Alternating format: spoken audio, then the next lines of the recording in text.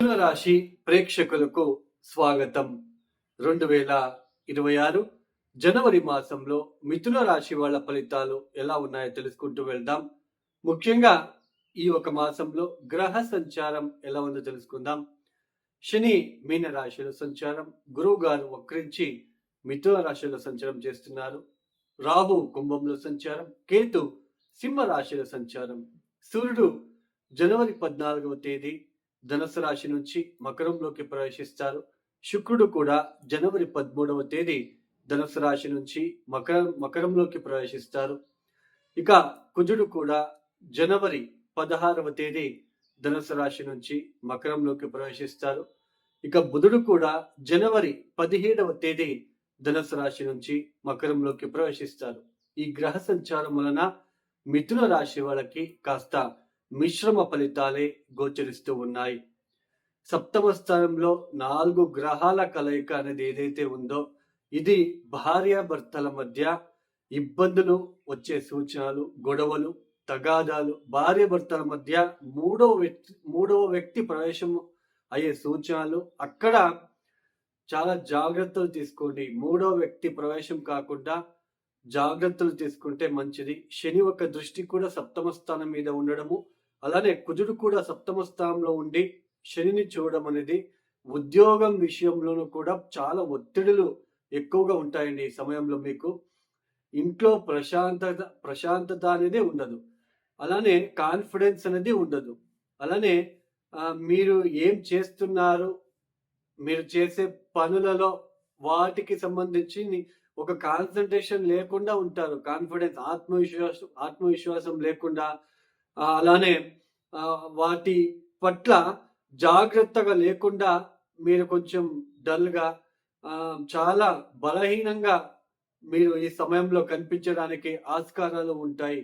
సప్తమ స్థానంలో పంచమాధిపతి అయిన శుక్రుడు రావడము, ఈ వివాహేతర సంబంధాలు ఏదైతే ఉందో ఈ విషయాలలో చాలా జాగ్రత్తలు తీసుకోవాలి. కుజుడు సప్తమ స్థానంలో శుక్రుడితో కలిసి ఉండడం అనేది, బుధుడు కూడా అక్కడే ఉండడం అనేది మీరు దాంపత్య సుఖంలో ఏదైతే ఉందో భార్యాభర్తల మధ్య మూడవ వ్యక్తి ప్రవేశం కాకుండా చూసుకుంటే మంచిది. శని యొక్క దృష్టి కూడా సప్తమ స్థానం మీద ఉంటుంది కాబట్టి ఈ ఎవరైతే బిజినెస్ అందులోన జాయింట్ గా మీరు ఎవరైతే బిజినెస్ చేస్తున్నారో వాళ్ళు జాగ్రత్తలు తీసుకోవాలి.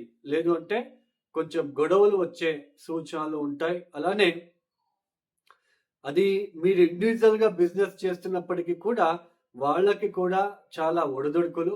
ఉద్యోగంలో స్ట్రెస్ అనేది ఎక్కువగా ఉంటుందండి. కష్టం ఎక్కువ, ప్రతిఫలం తక్కువగా. అంటే నేను కష్టపడుతున్నాను, ఎక్కువ శాలరీ లేదు, నాకు సరిపోవట్లేదు ఈ జీతం, నేను వేరే ఉద్యోగం వెతికినా కూడా దొరకట్లేదు అనే ఆలోచనతో ఉండడానికి ఛాన్సెస్ అనేది ఉంటుంది. దశమాధిపతి జన్మరాశిలో వక్రించడము, దశమస్థానంలోన శని లాంటి గ్రహం వచ్చినప్పుడు చూడండి, దశమస్థానంలోకి శని వచ్చాడు, అక్కడ అష్టక వర్గ బిందువులు ఎన్ని ఇచ్చాడు ఆయన మీ జాతక రీత్యా. తర్వాత ఇప్పుడు నెక్స్ట్ 2027కి మేషంలోకి వస్తాడు, లాభస్థానంలోకి వస్తాడు మిథున రాశి వాళ్ళకి.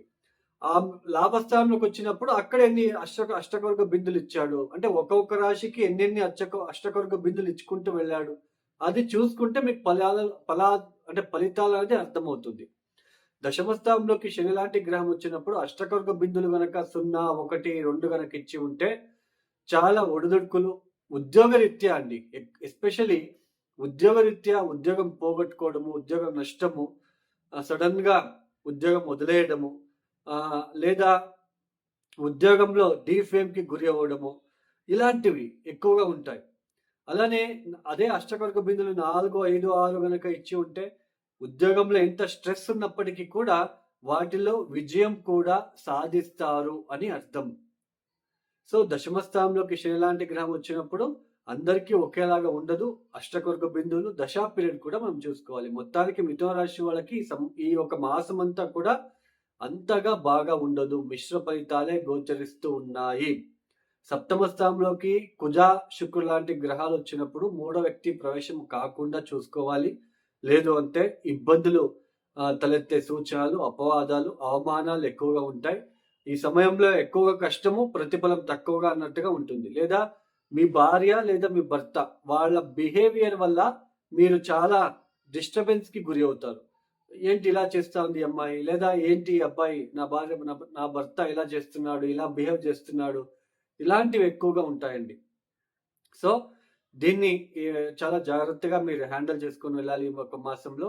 ఈ జనవరి 15వ తేదీ తర్వాత అష్టమానికి గ్రహాల ఒక ప్రవేశం జరుగుతుంది కాబట్టి గుప్తాంగాంగాల సమస్యలకి గురయ్యే సూచనలు, స్కిన్ రిలేటెడ్ సమస్యలు, అలానే ఆర్థిక పరమైన డిస్టర్బెన్సెస్, ఆరోగ్యపరమైన డిస్టర్బెన్సెస్, అలర్జీ లాంటివి, అలానే రోడ్ ప్రమాదాలకి గురయ్యే సూచనలు కూడా ఉంటాయి కాబట్టి చతుర్థాధిపతి కూడా అష్టమ స్థానంలో సంచారం అనేది, జన్మరాశిలో వక్రించిన గురువు అనేది చూడండి. రోడ్ సైడ్ అంటే వెళ్ళేటప్పుడు జాగ్రత్తలు తీసుకోండి. అగ్ని ప్రమాదాలు జరిగే సూచనలు ఎక్కువగా ఉంటాయి. కుజ బుధుల ఒక కలయిక అష్టమ స్థానంలో ఉండడం అనేది అంత మంచిది కాదు. చాలా జాగ్రత్తగా తీసుకోండి. లేదు అంటే ప్రమాదాలు మనమే కొని తెచ్చుకోవాలవుతాము. రాత్రిపూట ప్రయాణాలు తప్పించడానికి ప్రయత్నం చేయండి. ర్యాష్‌గా డ్రైవ్ చేయవద్దు. అలానే కరెంట్ విషయాలలో, అలానే ఈ అగ్నికి సంబంధించిన విషయాలలో చాలా కొంచెం జాగ్రత్తలు తీసుకొని ముందుకు వెళ్ళే ప్రయత్నం చేయండి. ప్రతిరోజు మిథున రాశి వాళ్ళు మృత్యుంజయ మహామంత్రం పఠించుకోవడానికి ప్రయత్నాలు చేసుకోండి. అలానే గణపతి ఆరాధన చేసుకోవడానికి ప్రయత్నాలు చేసుకోండి. ఇవి గోచార ఫలితాలు మాత్రమే. ఇంతసేపు మనం ఏమి చెప్పుకొచ్చామో ఇవి గోచార ఫలితాలు మాత్రమే. జాతకం చాలా ఇంపార్టెంట్. జాతకంలో మనం పుట్టినప్పుడు జాతకంలో గ్రహస్థానాలు గనక బాలేకపోతే, అక్కడ గ్రహగతులు చాలా ఇబ్బందిగా ఉంటే, పంచమాధిపతి, నవమాధిపతి, లగ్నాధిపతి, సప్తమాధిపతి, దశమాధిపతి వీళ్ళు చాలా ప్రముఖమైన పాత్ర అనేది వహిస్తారు. వీళ్ళు గనక బలహీనంగా ఉండి అష్టకవర్గ బిందువులు గనక వాళ్ళు దశమ స్థానంలోకి లేదా పంచమ స్థానంలోన ఎక్కువ అష్టకవర్గ బిందువులు లేకుండా ఒక 20-25 పాయింట్స్ గనక ఇచ్చి ఉంటే వాళ్ళకి చాలా ఇబ్బందులు ఉంటాయండి. వాళ్ళ జీవిత కాలంలో కొంచెం ఇబ్బందులు పడుతూనే వెళ్ళాలి. మెయిన్ దశమ స్థానం ఉద్యోగ విషయాల్లో ఇబ్బందులు పడుతున్నారు ఒక వ్యక్తి అంటే దశమ స్థానం బలహీనంగా ఉంటుంది అని అర్థం. వాళ్ళ జాతకరీత్యా దశమాధిపతి ఎవరు? ఆ దశమాధిపతి ఎక్కడున్నాడు? D10 చార్ట్‌లో దశమాధిపతి ఎక్కడున్నాడు? సో, మళ్ళీ D10 చార్ట్‌లో ఏ లగ్నం ఏర్పడింది? ఇవన్నీ చాలా ప్రముఖమైన పాత్ర అనేది వహిస్తుంది. అలానే మనం పెళ్ళిళ్ళు చేసుకుంటున్నాం. అసలు జాతకాలు మ్యాచ్ చేసుకోకుండా చేసుకుంటున్నాం. చాలా మంది ఏమైపోయింది అంటే పేరు బలాలు మాత్రమే చూస్తున్నారు. అందులోన పేరు చేంజ్ చేయడం అనేది కూడా చేస్తున్నారు. ఇవన్నీ చేస్తే పేరు చేంజ్ చేయగానే అవి సరిపోతుందా? మీరే తలరాతని మార్చగలమా? మీరే ఆలోచించండి. సో, జాతకరీత్యా ఉన్న ఇద్దరికీ ఉన్న అక్కడ దోషాలేమున్నాయి? సప్తమాధిపతి ఎలా ఉన్నాడు? బిఫోర్ మ్యారేజ్ ఏ పరిహారాలు చేసుకుంటే కొంచెం రిలీఫ్‌గా ఉంటుంది? అది ఆలోచించాలి. పేరు బలాలు మాత్రమే చూస్తున్నారు. జాతకాలు ఎవరు సరిగ్గా చూడట్లేదు. జాతకాల గురించి పట్టించుకోవట్లేదు. అలానే పేరు చేంజ్ చేయగానే మనకంతా ఓకే అయిపోతుంది.